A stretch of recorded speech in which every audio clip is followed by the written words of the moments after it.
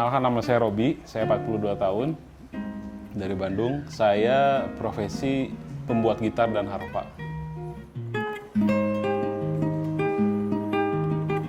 Berawal dari mana saya membuat gitar dan sejak kapan, itu tepatnya 2012. Kurang lebih 2012. Waktu itu saya memang pemain musik profesional. Cuman karena satu dan lain hal saya berhenti bermain musik. Tetapi ternyata jiwa seni saya tidak hilang begitu saja. Akhirnya saya mencoba-coba otak-atik gitar yang saya punya. Kemudian reparasi sedikit-sedikit, modifikasi sedikit-sedikit, dan akhirnya menurut saya cukup puas di tahun 2012 itu.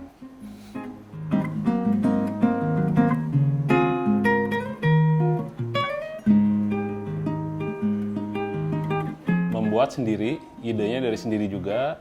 Saya pengen mencoba bikin gitar yang seperti ini, seperti itu, karena ya ketiadaan budget, tidak sanggup beli gitar yang saya inginkan, sehingga akhirnya gitar yang saya punya itu saya modif menjadi gitar seperti yang saya inginkan.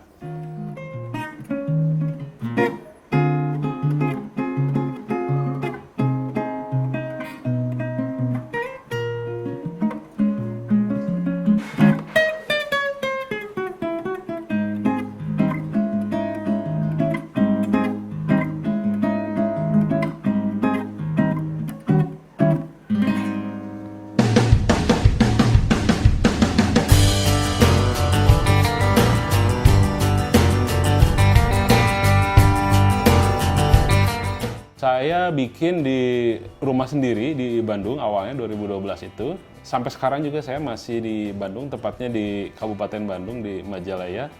Saat ini yang mengerjakan di workshop itu ada 3 orang.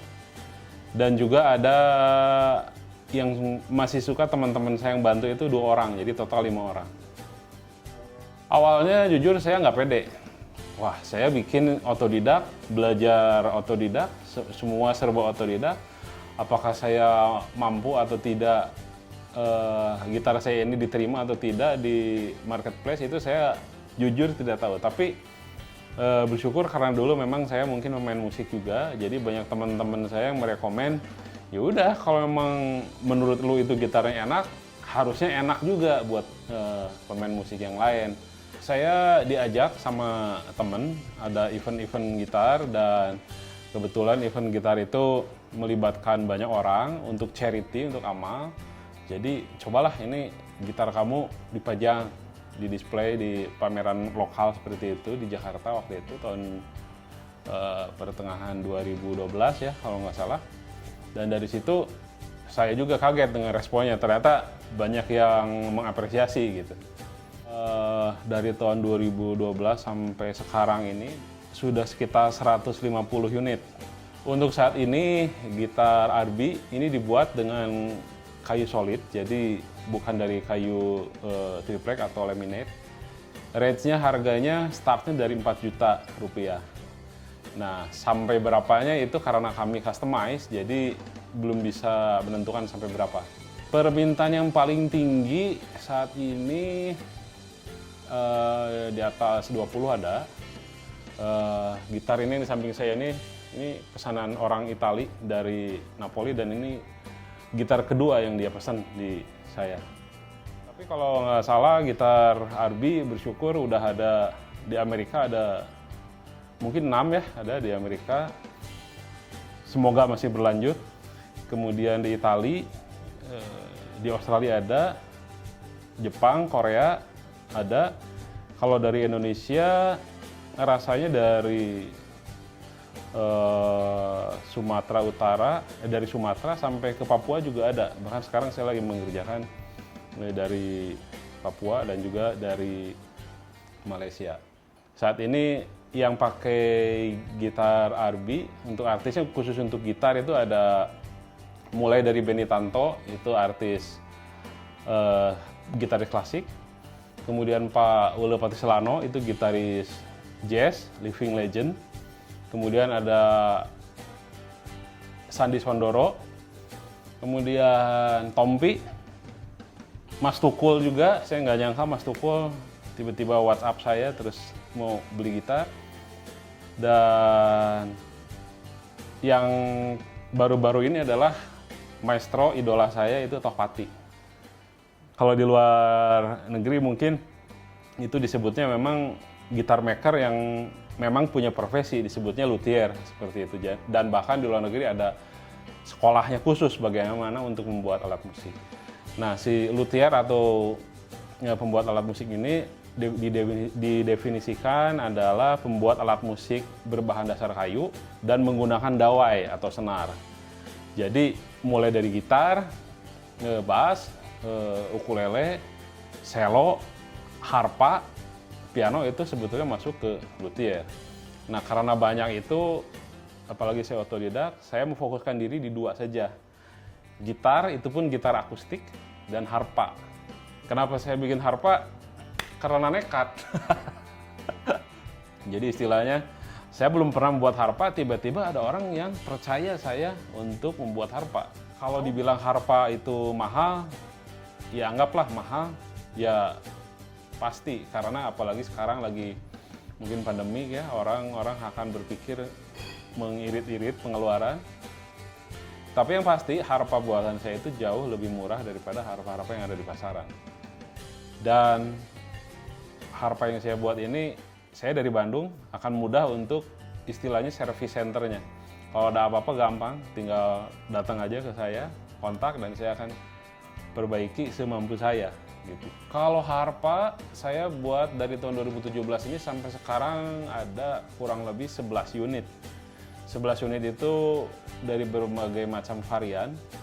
Ada yang 3 oktav dan ada yang 5 oktav.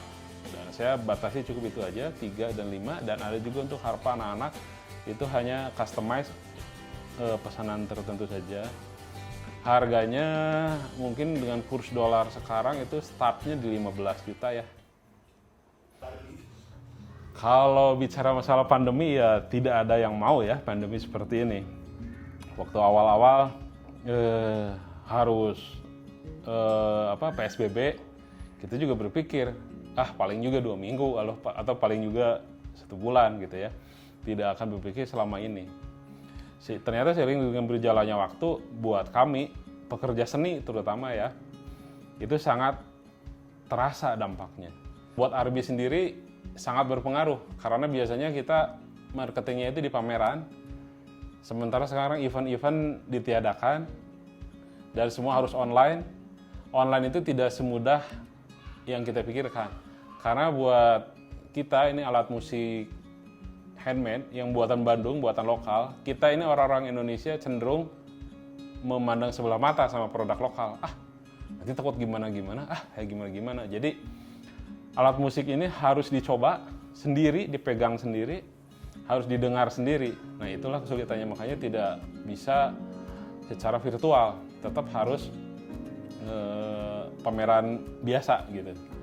Apa yang dilakukan oleh Arbi selama PSBB ini, khususnya di dalam marketing, adalah kita lebih banyak memposting atau memperkenalkan produk-produk kita, terus legalitas kita juga, terus desain-desain baru. Kemudian kita juga kasih keringanan untuk teman-teman yang ingin memiliki alat musik yang mungkin bosan di rumah, mau main nggak bisa, bisanya di rumah aja. Mereka mulai kebosanan, ya pengen main-main gitar mungkin di rumah, mereka pengen main harpa, mereka pengen nyanyi-nyanyi sama keluarga. Nah, gimana caranya? Akhirnya kita terpikir untuk gitar ini bisa didapatkan secara cicil, gitu. Karena satu gitar ini dibuat kurang lebih 3 bulan, satu harpa 6 bulan, jadi sambil itu berjalan mereka bisa mencicil. Kalau selama 2020 lah ya dianggap gitu ya, karena Januari itu kan sebelum pandemi. Jujur waktu saya memasuki tahun 2020 itu agak sedikit pesimis, karena Januari dan Februari itu boleh dibilang sampai saya ketemu dengan Tohpati, ngobrol gini, sepi gitu ya.